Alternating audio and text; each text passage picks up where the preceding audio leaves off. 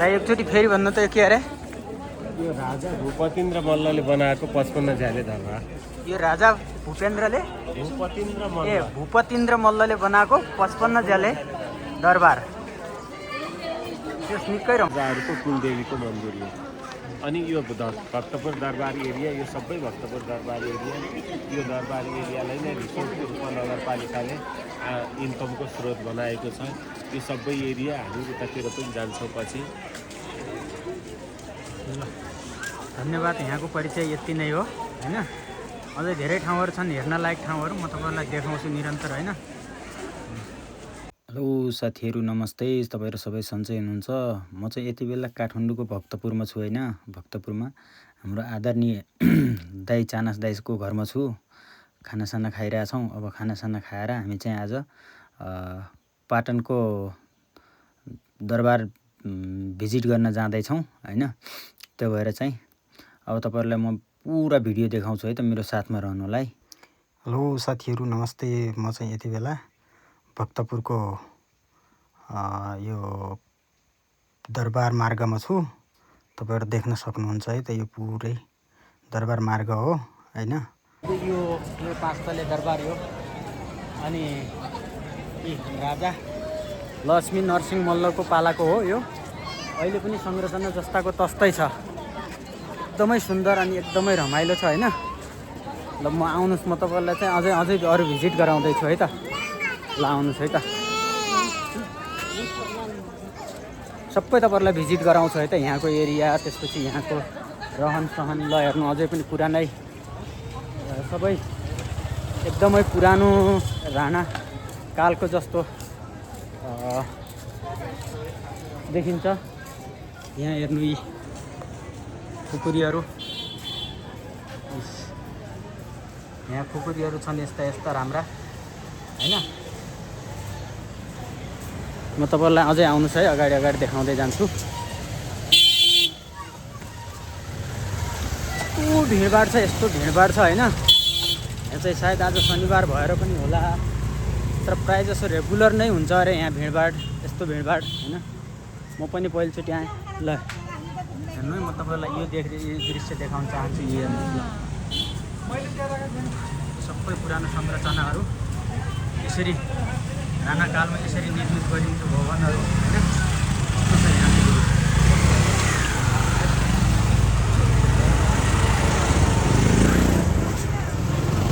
यस्तो छ सबै,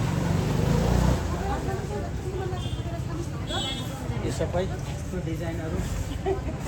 यो पुरै हाम्रो टिम, यो पुरै टिम छ हाम्रो आदरणीय चानस दाइ। मलाई चाहिँ स्पेसल घुमाउन ल्याउनु भयो यहाँ। ल यस्तो छ क्या,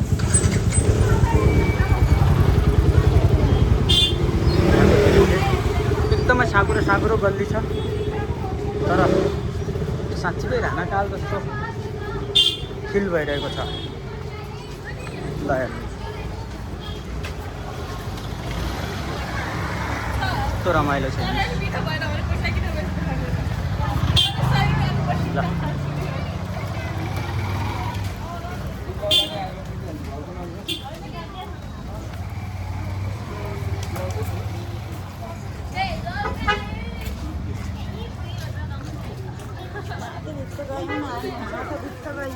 कहाँ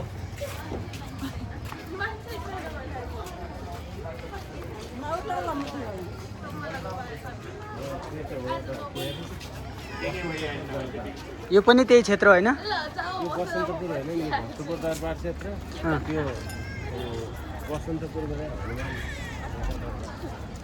यो हनुमान ढोका दरबार क्षेत्र हो होइन, यो त हो भक्तपुर दरबार क्षेत्र। यो भक्तपुर दरबार क्षेत्र। यहाँ चाहिँ यस्तो छ, यी निकै रमाइलो। मौसम पनि एकदम आनन्दित छ, न गर्मी न चिसो। अनि यहाँ पब्लिकको घुइँचो पनि देख्न सक्नुहुन्छ तपाईँहरू। यो मन्दिर छ यहाँ, निकै रमाइलो छ।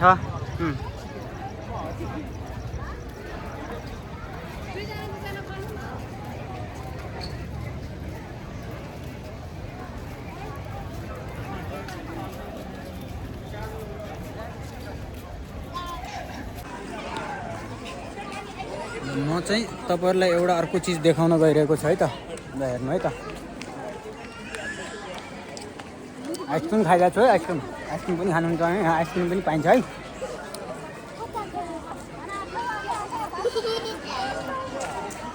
यो 55 ज्याले दरबार हो यो। ल हेर्नुहोस्, भक्तपुरको 55 ज्याले दरबार भनेर यसैलाई चिनिन्छ है त यो। अनि यो गेट चाहिँ ठ्याक्क त्यो पहिला मल्ल राजाहरूको पालामा यहाँ चाहिँ अहिलेको सभा जस्तो के भन्छ प्रतिनिधि सभा छ होइन, हो त्यस्तै पहिला चाहिँ यहाँ राजाहरूले सभा गर्ने होइन, बैठकहरू बस्ने यही मल्लकालीन राजा उस पालामा यही हो है त। अनि यहाँ अलिकति अगाडि चाहिँ म तपाईँलाई अर्को कुरा देखाउँछु है त।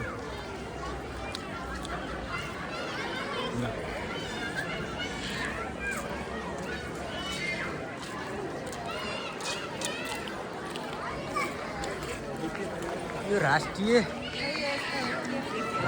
कला सङ्ग्रहालय छ यहाँ होइन।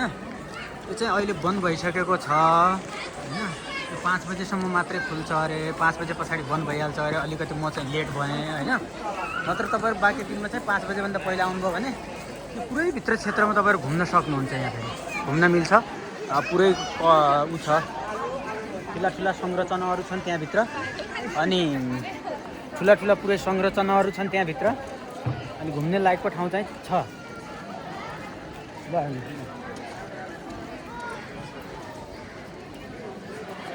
यस्तो रमाइलो दृश्य छ।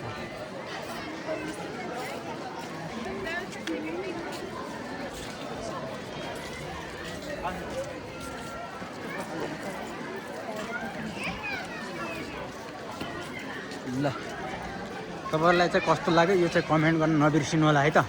यस्तो हेर्नु त, यी स्वाट हेर्दाखेरि यो साँच्चीकै पुराना राणाकालीन जमानाको जस्तो हेर्नु, संरचनाहरू पुरै त्यस्तै छ क्या। तर म नि पहिलोचोटि आएको यहाँभित्र विद्यालय हेर्नु, अनि विद्यालयको गेट पनि यस्तो छ क्या यी। ल अन्त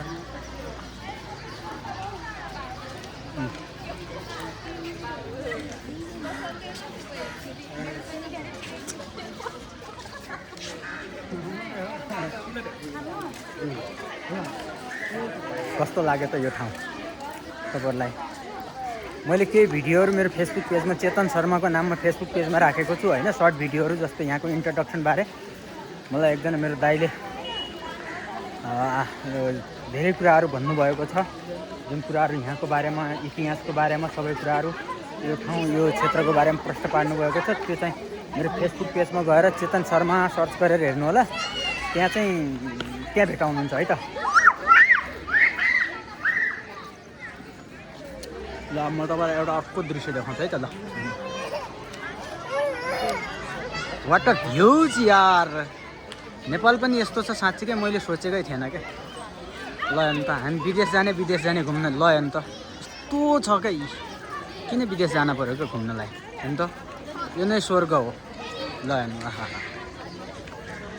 अहिले पनि यहाँ मान्छेहरूको चाप हेर्नु, उभिने बाटो क्षमता छ त।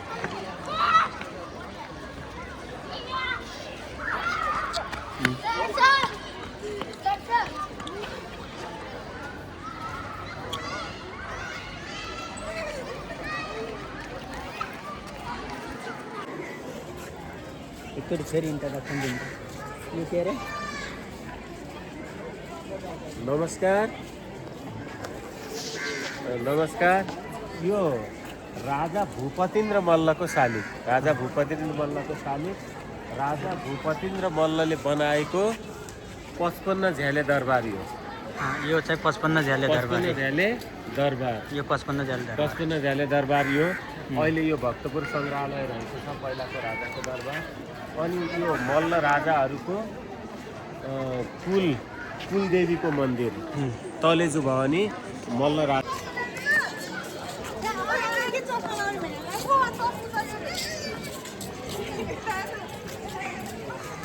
यो दरबारभित्र छ नि, सबै घुम्न मिल्थ्यो। अब यो दरबार अहिले चाहिँ हामी ढिलो भयो।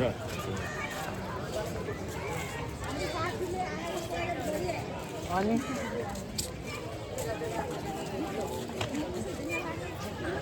यो हाम्रो पुरै ग्रुप हो है, यो ग्रुप हो हाम्रो।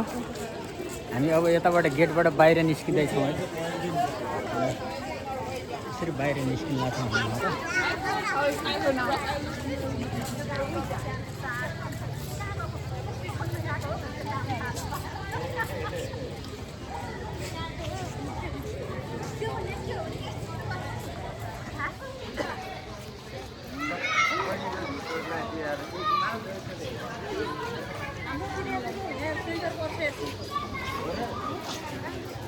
ल हामी चाहिँ अब यो गेटबाट बाहिर निस्किँदैछौँ है त।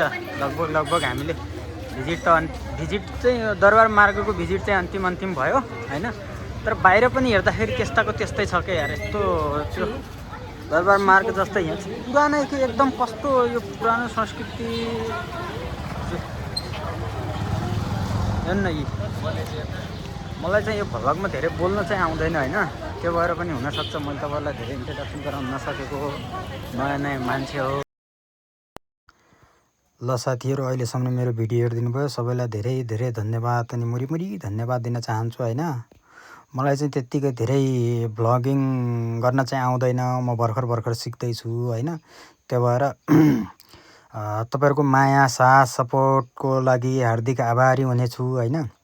लाइक कमेन्ट सेयर गर्न नबिर्सिनु होला। र यो क्षेत्रको बारेमा तपाईँहरूले अझै धेरै केही बुझ्नुभएको छ भने प्लिज कमेन्ट गर्न नबिर्सिनु होला होइन। मैले जतिसम्म जाने, जतिसम्म बुझेँ त्यतिसम्म कुराहरू तपाईँहरूमा आज प्रस्ट्याउने कोसिस चाहिँ गरेँ होइन। केही कुराहरू मेरो आदरणीय दाइले तपाईँहरूलाई जानकारी दिनुभएको छ होइन। त्यो कारणले गर्दा ठाउँ चाहिँ निकै सुन्दर छ, रमाइलो छ, एकदमै इतिहास कालको धेरै कुराहरू सिक्ने लायक ठाउँ छ होइन। धेरै कुराहरू जान्न सकिन्छ, धेरै कुराहरू बुझ्न सकिन्छ। तपाईँहरू चाहिँ आउनुहोला, भिजिट गर्नुहोला होइन। यदि तपाईँहरू कोही कतै पहिले जानुभएको छ भनेपछि यसो कमेन्ट आफू गएको कमेन्ट चाहिँ गर्न नबिर्सिनु। तपाईँहरू सम्पूर्ण भ्युअर्सप्रति हार्दिक आभार व्यक्त गर्न चाहन्छु। र लास्टमा धन्यवाद अनि साथ सपोर्ट गर्न नबिर्सिनु होला। Thank you so much. By by. Next अर्को भिडियोमा भेट्नेछौँ है त।